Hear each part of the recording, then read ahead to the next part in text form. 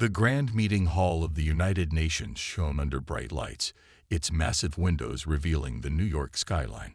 Ambassador Gray adjusted his silvery robes, a gesture that would have been impossible to notice given his translucent skin, if not for the slight shimmer of the fabric. He had done this thousands of times before, bringing new species into the Galactic Council's embrace. It was always the same. The newcomers would be grateful, honored, and eager to accept guidance. But something felt different today. The human delegates sat across the large table, their faces unreadable. Ambassador Stone, the lead human representative, wore a simple blue suit that contrasted sharply with the elaborate clothing of the alien delegation. And so, Ambassador Gray continued, his translator device converting his musical language into Earth English. The Council has prepared a comprehensive development plan for humanity. We will guide your expansion, manage your colonial efforts, and ensure you follow proper galactic protocols. He placed a data crystal on the table, expecting the usual looks of awe and gratitude. Instead, Ambassador Stone leaned forward, his eyes narrowing. "You mentioned restrictions on our colonial operations," Stone said quietly. "Could you clarify what exactly these restrictions entail?" Gray brightened, his skin becoming more transparent, a sign of pleasure in his species. "Of course, you will be limited to establishing one colony every 5 standard cycles. All colonies must be approved by the Council. Your military vessels cannot exceed Class 3 armaments. And—" "Stop." Stone's voice cut through the air like a knife. "Let me be clear. Are these suggestions or demands?" Gray's skin clouded slightly in confusion. "These are the Council's requirements for all new species. They are mandatory, of course, for your own protection and development." The human delegates exchanged glances. Ambassador Stone stood up slowly, straightening his jacket. "We already have 23 colonies," he stated flatly, "and we have no intention of slowing down." Gray's skin became almost completely opaque, a sign of shock. That's impossible. You only achieved FTL travel 3 years ago." 2 years, 8 months, and 15 days ago," Stone corrected. "And we've been busy." But the protocols clearly state."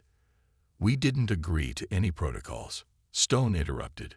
"We weren't part of making them. And we won't be bound by them."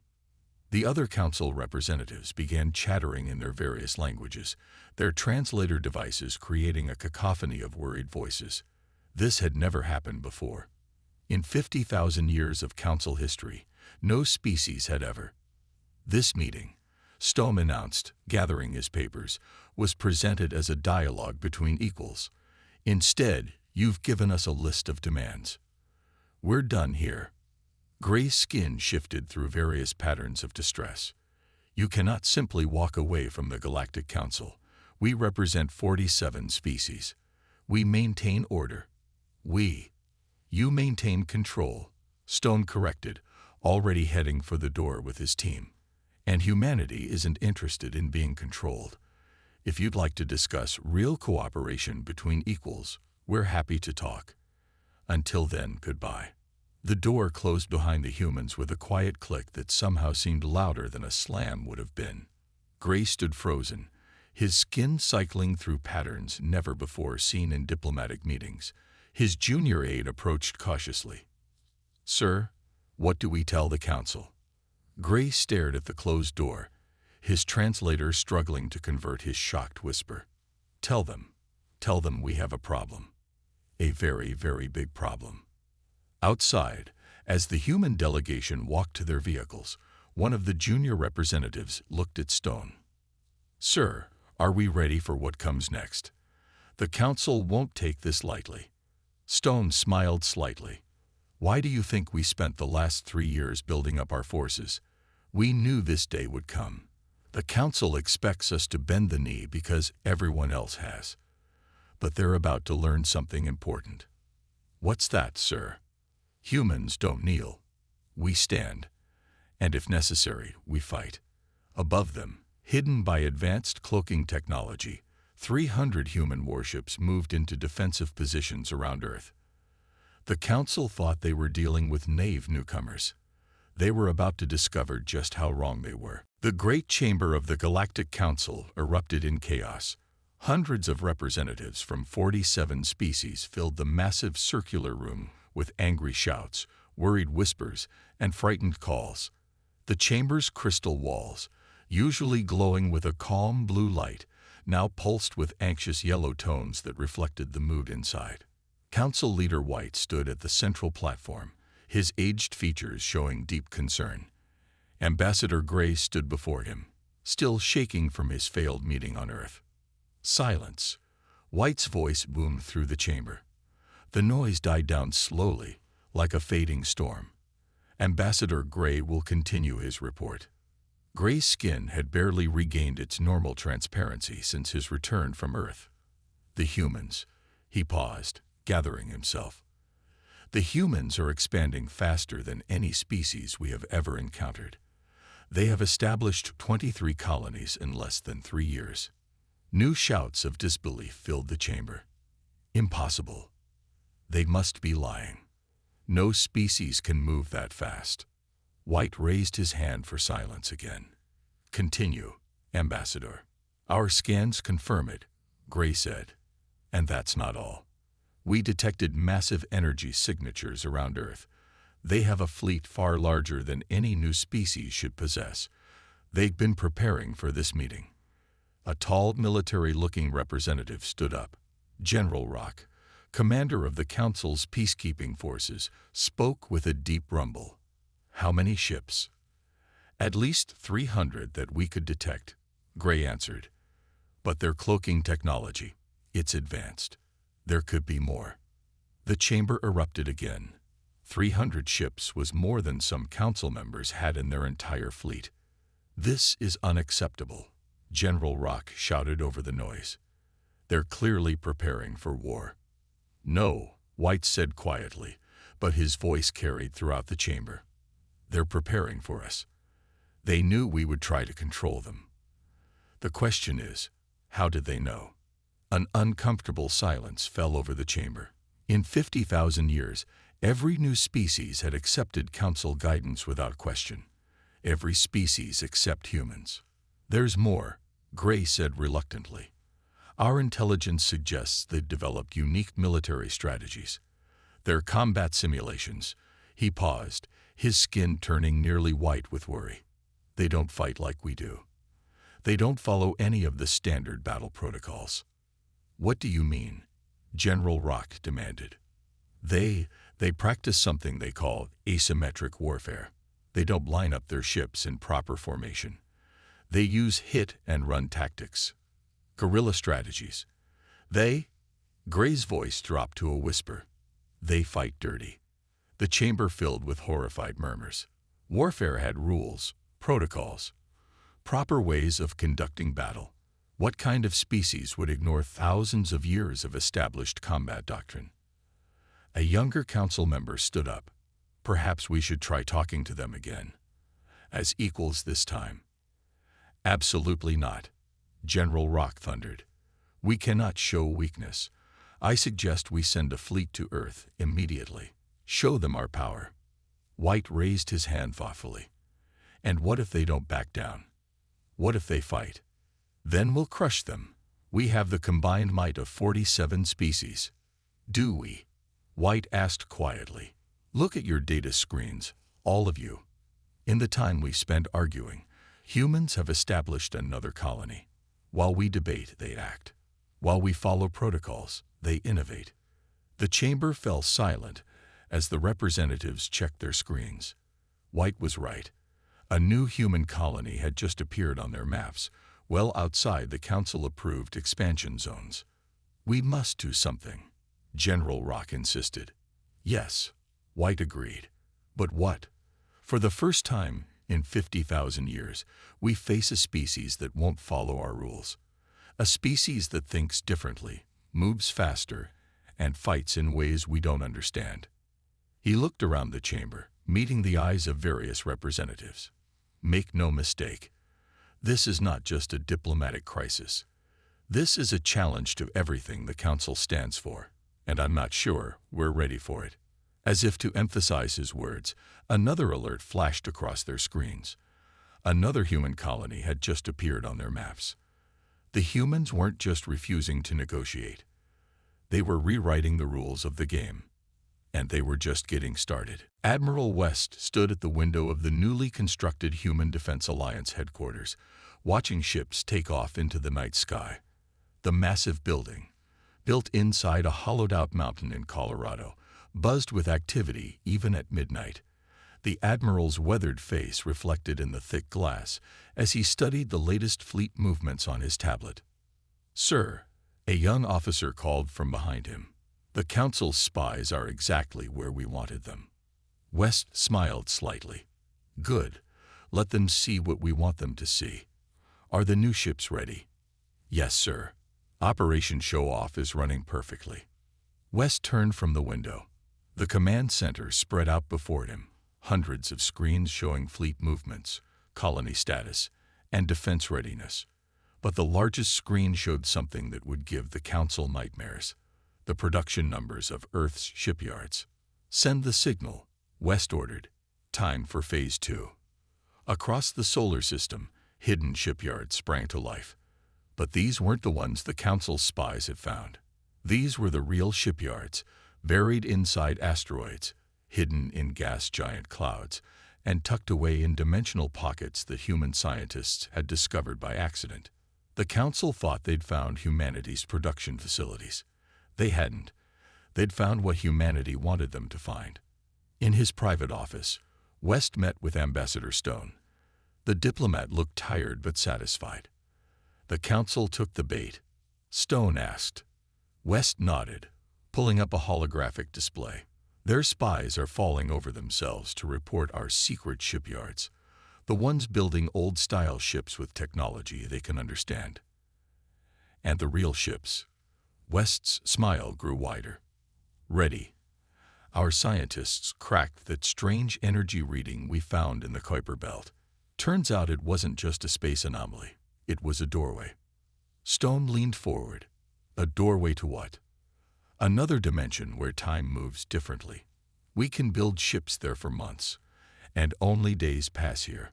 The Council has no idea we can do this." "Nobody does." A red light flashed on West's desk. He tapped it, and a 3D map of human space appeared. Hundreds of dots showed human colonies, far more than the Council knew about. "Latest report from Colony 47, West said. "They finished the quantum tunneling network. We can move ships instantly between any of our worlds now." Stone whistled softly. "The Council still thinks we only have 24 colonies." 25 as of an hour ago, West corrected. "We let them find out about that one.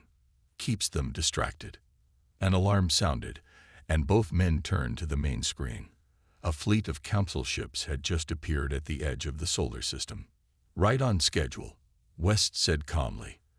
"They're trying to scare us with their biggest ships." Stone watched the Council fleet's formation. "They're using classical formation pattern 3, just like the old records said they would. The Council hasn't changed their tactics in 10,000 years, West noted. "They haven't had to. Until now." He pressed a button, and new images appeared. The Council ships, so proud and perfectly arranged, were about to learn something surprising. "Launch Operation Surprise Party," West ordered. Across the solar system, hundreds of small, stealthy human ships appeared from nowhere. They didn't line up in neat rows. They didn't follow any pattern the Council would recognize. Instead, they moved like a swarm of angry bees, each ship independent, but part of a greater whole. "Send the message," West told Stone. Stone stepped up to the communications panel and spoke clearly. "To the Council fleet. We see you. We've always seen you. Your ships are impressive, but outdated. You can leave peacefully now, or we can demonstrate why humanity doesn't follow your rules of warfare. You have 1 hour to decide." West watched the Council ships on the screen. "They won't believe we can threaten them. Not at first." "That's fine," Stone said. "We don't need them to believe. We just need them to see what happens next." In the space around them, Human ships continued to appear, not in straight lines or perfect formations, but in flowing, unpredictable patterns that no Council tactical computer could analyze. The message was clear. Humanity wasn't just refusing to play by the Council's rules. They were playing a completely different game, and they were winning. General Rock stood on the bridge of the Council's flagship, the Eternal Glory, watching the strange formation of human ships with growing unease. His massive fleet, the pride of the Council's military, hung in perfect battle lines before Earth's solar system. But something felt wrong. "Sir," his second-in-command reported, "the human ships aren't following any known battle patterns. Our computers can't predict their movements." Rock growled in frustration. The humans had 1 hour to back down, but they seemed to be dancing. Their ships moved in fluid patterns, like schools of fish or flocks of birds. It was unlike anything he'd seen in his 300 years of military service. "Their hour is almost up," Rock announced. "Prepare to show them real power." Suddenly, all the human ships stopped moving. The silence felt heavy, dangerous. On the Eternal Glory's main screen, Admiral West's face appeared. He looked calm, almost bored. "General Rock, your hour is up. Have you made your decision?" Rock straightened his uniform. "We are the Galactic Council Fleet. We represent the combined might of 47 species. You will stand down and accept Council authority, or—" "No," West interrupted simply. Rock blinked in surprise. Nobody interrupted a Council general. "What did you say?" "I said no, and now we'll show you why." The screen went dark. Rock opened his mouth to order an attack, but the words never came out. Instead, his jaw dropped as he watched what happened next. A single human ship, smaller than the rest, moved forward.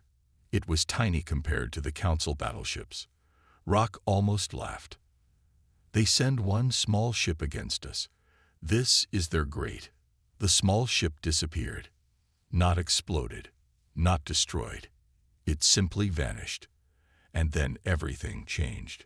In the next second, every third ship in Rock's perfect formation lost power. They hung in space, dead and dark. No warnings, no alarms, no explosions. They just stopped working. "What's happening?" Rock demanded. "Unknown, sir," his officers shouted. "Some kind of new technology. Our sensors didn't even detect an attack." Admiral West's face reappeared on the screen. He was smiling now. "That was one ship, General. One of our smallest. Would you like to see what two can do?" Rock felt sweat on his forehead. "This is impossible. You can't have technology like this. You're too young a species." "Young?" West laughed. "General, we've spent most of our history fighting ourselves. We got very, very good at it. While you were perfecting your straight lines and battle protocols, we were learning how to think differently." Another human ship moved forward. Rock felt real fear for the first time in his military career. "Wait," he shouted. "We should discuss this." "Now you want to talk." West's voice was cold. "After coming here to threaten us? I don't think so." Second demonstration beginning now. The second ship didn't disappear. Instead, it released what looked like a cloud of dust. The dust spread quickly, surrounding several Council ships. Where it touched their hulls, their mighty shields flickered and died. "Nanobots," West explained casually. "Very hungry ones. Don't worry, they're programmed to only eat shield generators. This time." Rock stared in horror as his fleet's most powerful defenses were literally eaten away. In 3 minutes, a quarter of his ships hung defenseless in space. "Impossible," he whispered. "No, General. Just human. We could have built ships like yours. Big, powerful, obvious. Instead, we built smart ships. Different ships. Better ships." West leaned forward on the screen. "Now, take your fleet and go home. Tell the Council what you saw here. And remember, we only showed you 2 of our small ships. We have thousands more, each with different surprises. The next demonstration won't be so gentle. Rock looked at his fleet, the most powerful ships in known space, made helpless by 2 tiny vessels and some dust. "Retreat," he ordered quietly. Full retreat. As the Council fleet turned and fled, Admiral West sent one last message. "Oh, and General, those technologies we showed you today, they're already obsolete. We developed better ones last week." The Council fleet vanished into hyperspace, leaving behind their powered-down ships as silent reminders of a very important lesson. Never assume that younger means weaker. Sometimes it just means hungrier. And humans were very, very hungry indeed. Council Leader White sat alone in his private chamber, reading reports that made his heart sink. On the wall, a massive screen showed the status of the Council's emergency economic sanctions against Earth. The numbers were not what he expected.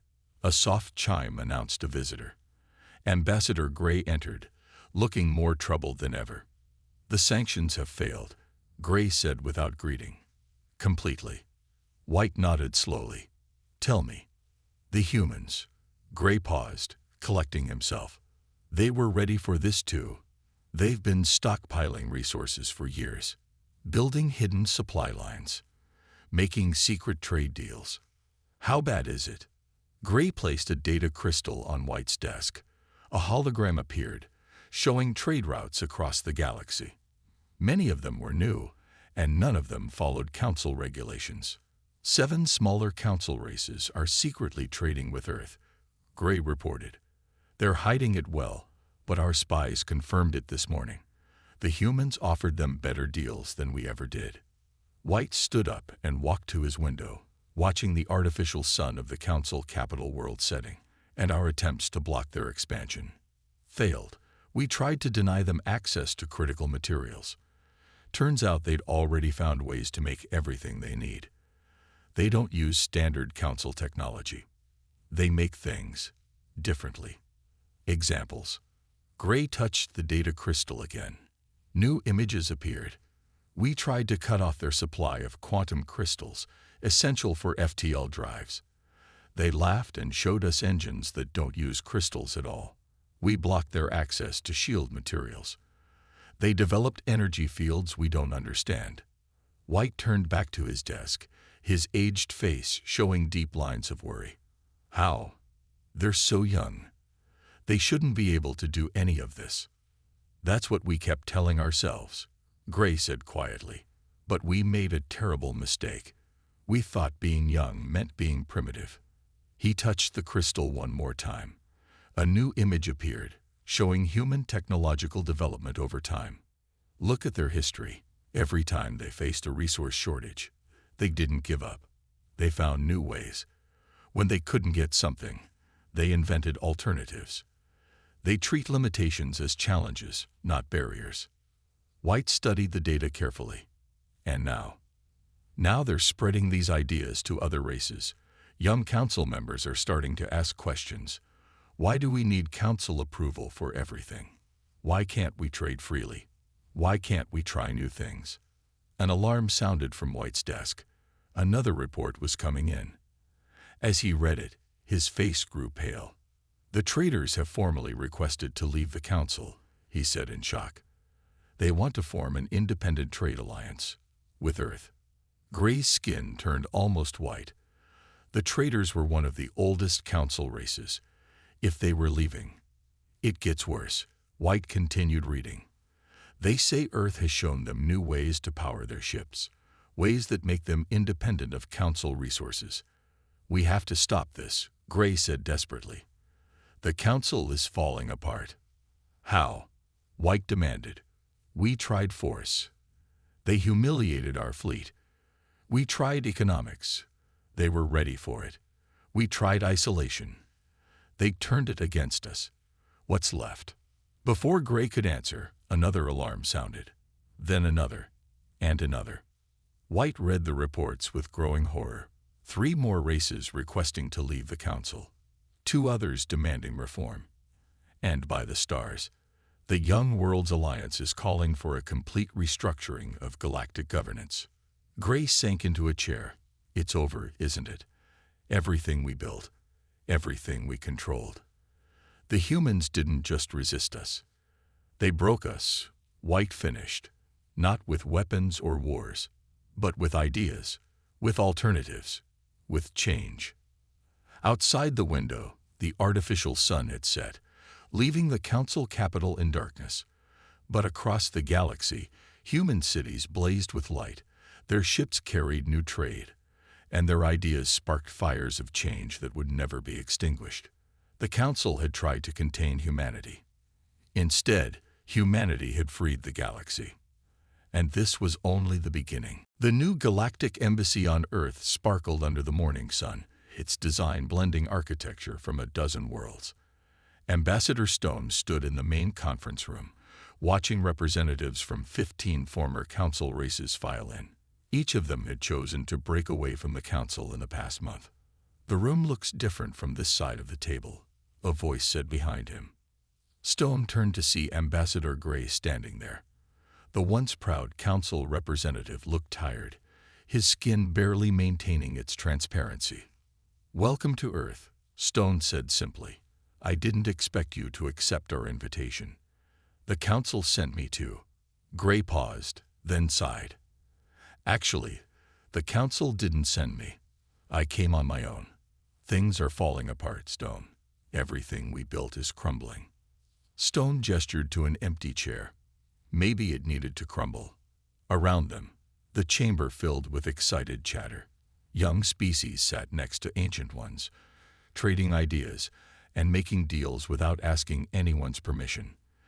The energy in the room felt electric, full of possibility. "How did you do it?" Gray asked quietly. "How did humans change everything so quickly?" Stone smiled. "We didn't change anything. We just showed people they had choices. The council ruled through control of resources, of technology, of ideas. We offered freedom instead." A large screen on the wall lit up, showing a map of known space. The old council territories were shown in red, while independent and human-allied spaces glowed in blue. The blue was spreading like wildfire. "Look at what happened when we shared our shield technology with the traders," Stone continued. "They improved it in ways we never thought of. Then the young worlds added their own innovations. Now we all have better shields than the council ever designed." Gray watched as more representatives entered the room. The council thought sharing technology would bring chaos. Instead, it brought progress. When you let people work together freely, amazing things happen. The room quieted as Admiral West entered. He carried a small box, which he placed on the central table. "Today," West announced, "we share something new. Our scientists, working with researchers from 3 other worlds, have created this." He opened the box and removed a small crystal sphere that glowed with inner light. "The first true universal translator," West said. "Not just for words, but for ideas, concepts, feelings. No more misunderstandings between species. No more cultural barriers." The room erupted in excited conversation. Gray stared at the sphere in shock. "Impossible," he whispered. "The council spent thousands of years trying to create that. And failed," Stone added, "because they tried to do it alone. We did it in 6 months, working together with others." Suddenly, alarms sounded throughout the building. The main screen changed to show a massive council fleet approaching Earth. "Right on schedule," West said calmly. "The council's last desperate move." But before the fleet could get close, something unexpected happened. Ships began appearing around them, vessels from every species in the room, plus dozens more. They didn't attack. They simply formed a wall of unity. A message flashed across the screen. "The free races of the galaxy stand with Earth. Turn back." The council fleet hung in space for long moments. Then, slowly, they turned around and vanished into hyperspace. Gray watched in amazement. They didn't even try to fight. "Because they finally understood," Stone said. "The galaxy doesn't want their kind of order anymore. The time of control is over. The age of cooperation has begun." As if to emphasize his point, The universal translator on the table began to glow brighter, responding to the emotions in the room. For the first time in galactic history, every being present could truly understand each other. So, Stone turned to Gray. Will you join us? Not as a council representative, but as yourself. Gray looked around the room, seeing the excitement, the energy, the possibilities. His skin slowly shifted to a clear, bright transparency that humans had learned meant joy. Yes, he said, I think it's time for all of us to learn a new way. The old order was ending. The future was beginning, and it would be built together. 1 year later, the massive chamber of the former council headquarters buzzed with activity. But this time, something was different. The rigid seating arrangements were gone. The strict speaking protocols had vanished. Representatives from over 100 species moved freely, talked openly, and shared ideas without fear. Council Leader White stood at the entrance, no longer wearing his ceremonial robes. Beside him, Ambassador Stone adjusted his simple blue suit. Are you ready? Stone asked. White nodded slowly. I never thought I'd see this day. The end of the council era. Not the end, Stone corrected. A new beginning. They walked together into the chamber. On the main platform, Admiral West stood with Gray and representatives from dozens of worlds. The universal translator crystals glowed softly throughout the room, letting everyone understand each other perfectly. The final vote is complete, West announced. The chamber fell quiet. By an overwhelming majority, the Galactic Cooperative has been approved to replace the old council system. Cheers erupted from the crowd. Not polite applause, but real celebration. Species that once needed council permission to even speak to each other now embraced freely. The changes are significant, West continued. No more restricted technologies, no more controlled expansion, no more required permissions for trade or colonization. Instead, we have safety guidelines, cooperative research, and open sharing of discoveries. On the massive screens around the chamber, images appeared showing the changes of the past year. Joint science projects between multiple species, new colonies founded by mixed species groups, trading posts where once forbidden technology flowed freely, ships of different designs working together to explore unknown space. White watched it all with a mixture of wonder and sadness. We thought we were protecting them. All those years, all those rules. You did what you thought was right, Stone said kindly. But now we all know better. Gray stepped forward to speak next. His skin glowed with the brightest transparency anyone had ever seen. 1 year ago, I thought humans would bring chaos to the galaxy, he admitted. I was wrong. They brought something much more powerful. Freedom. The freedom to choose, to innovate, to grow. The screen showed more images. The first joint human-alien colony. New ship designs combining technologies from multiple worlds. The Great Library of Alexandria II, where all species shared their knowledge freely. The Deep Space Exploration Fleet, ships of every design working as one. Admiral West raised his hand for attention. And now, the moment many said would never come. Leader White. The old council leader stepped forward. His voice shook slightly as he spoke. As the last leader of the Galactic Council, I hereby officially dissolve our organization. He paused, then smiled. And as my first act as a free citizen, I submit my application to join the Cooperative's Deep Space Exploration Team. More cheers filled the chamber. White looked surprised as several younger species rushed to welcome him. Stone stepped to the platform. One final announcement. Our joint science teams have confirmed it.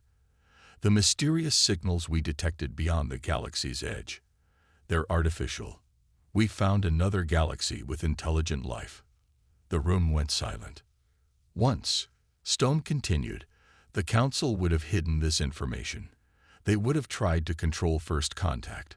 But that's not our way. Instead, we will reach out together. All our species, all our knowledge, all our different ways of thinking, united in greeting our new neighbors. Ambassador Gray moved to stand beside him. And this time, we won't demand they follow our rules. No, Stone agreed. This time, we'll invite them to join us as equals, to add their voices to our chorus, to help us all become even better than we are. As the chamber erupted in excited discussion about the future, White turned to Stone. You planned this from the start, didn't you? Humans knew exactly what would happen when you refused to negotiate.